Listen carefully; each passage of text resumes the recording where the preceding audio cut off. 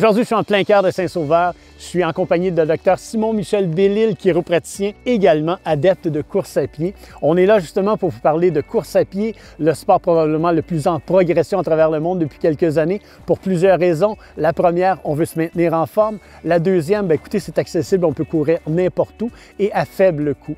Simon-Michel, peux-tu nous dire si quelqu'un veut débuter en course à pied, quels sont tes meilleurs conseils? Oui, bien, tout d'abord, il faut s'assurer qu'on n'a pas de blessure.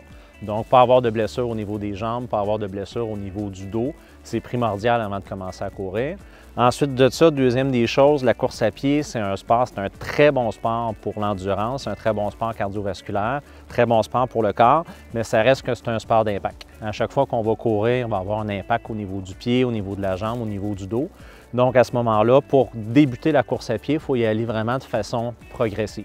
Donc, il faut débuter par faire de la course, de la marche au début. De cette façon-là, ça nous permet de pouvoir courir sans se blesser ou pour éviter de se blesser. Maintenant, on est en hiver, on s'habille comment pour courir? Oui, bien, ce qui est primordial quand il fait très froid, c'est d'utiliser le multicouche.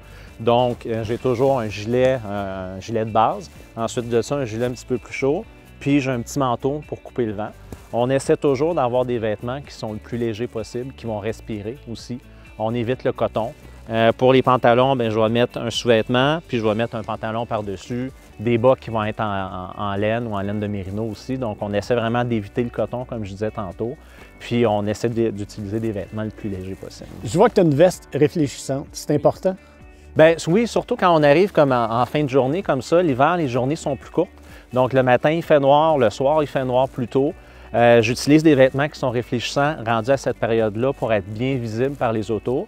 Puis si j'accourais quand il fait noir, à ce moment-là, je vais utiliser soit une frontale ou une lampe de poche pour être bien visible par les automobilistes. Maintenant, en hiver, évidemment, il y a de la neige, il y a de la gadoue, il y a de la glace. Au niveau des chaussures, qu'est-ce qu'on choisit? Oui, bien à ce moment-là, on va utiliser une chaussure qui va avoir plus de crampons.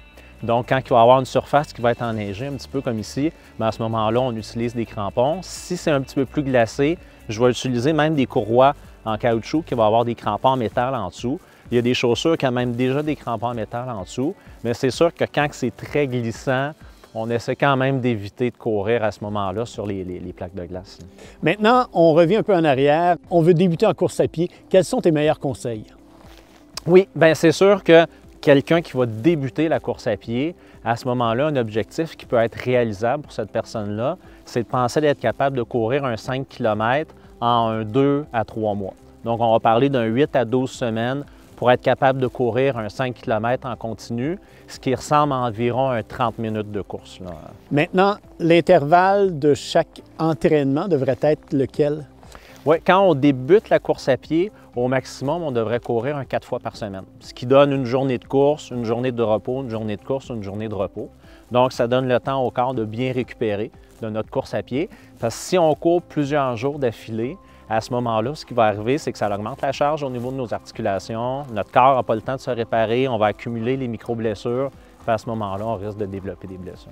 Je pense également, en hiver, souvent c'est difficile. On sent la difficulté à respirer lorsqu'il fait froid. Oui. Qu'est-ce que tu conseilles aux gens qui courent justement l'hiver? Bien, ce qu'on peut utiliser, moi, souvent, c'est que je vais utiliser un petit foulard ou un petit bandeau comme ça ici qu'on peut remonter. On peut couvrir le visage, couvrir le nez. C'est sûr qu'en bas de moins 10 degrés, c'est pas l'idéal d'aller courir très longtemps à l'extérieur. Mais d'utiliser un petit foulard comme ça peut aider. Simon-Michel, merci infiniment et ça nous donne une bonne idée de quoi faire pour bien débuter la course à pied. Hey Guillaume! Hey, salut les gars! Hey, je ne savais pas que tu faisais de la course à pied. Absolument. Guillaume, justement, j'ai une question pour toi. Est-ce que, en tant que chiropraticien, tu recommandes à tout le monde de faire de la course à pied? En fait, Mario, la course à pied, c'est un excellent sport. À tout le monde, peut-être pas, mais la très grande majorité des gens. Je dirais ce qu'il faut éviter lorsqu'on a des problèmes du bas du corps de façon importante, des blessures importantes du bas du corps ou des problèmes cardiovasculaires sévères. On est mieux de faire attention ou de consulter son professionnel de la santé pour être sûr si on peut bien courir. Sinon, c'est un excellent sport. On le recommande fortement parce que c'est bon pour maintenir le poids, c'est bon au niveau cardiovasculaire, c'est bon pour l'équilibre, c'est bon pour renforcer le corps. Alors, c'est un sport complet, facile d'accès, et voilà. Alors, c'est très, très, très conseillé.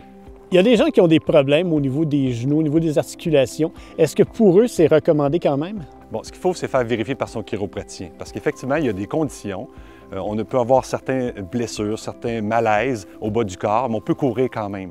Donc, il y a une certaine dose d'arthrose dans les genoux qui fait qu'on peut courir quand même. Ce qu'il faut, c'est être bien coaché, puis y aller progressivement selon sa condition. Ça fait du sens, mais c'est sûr que c'est difficile pour les gens de bien savoir s'ils peuvent courir ou non, c'est de consulter son professionnel en chiropratique. Guillaume, en course à pied, quelles sont les blessures les plus fréquentes que vous voyez en clinique? Les blessures les plus fréquentes, je peux t'en nommer 4. Premièrement, des problèmes de bandelettes iliotibiales sur le côté. Devant la jambe, on appelle ça des périostites. En dessous du pied, on peut appeler ça des fasciites plantaires. Et il y a aussi des problèmes de tendon d'Achille. Donc, c'est les blessures principales blessures que l'on voit. Si on exclut les chutes qu'on peut voir l'hiver, malheureusement, il y a de la glace, des gens font pas. Et c'est causé par quoi?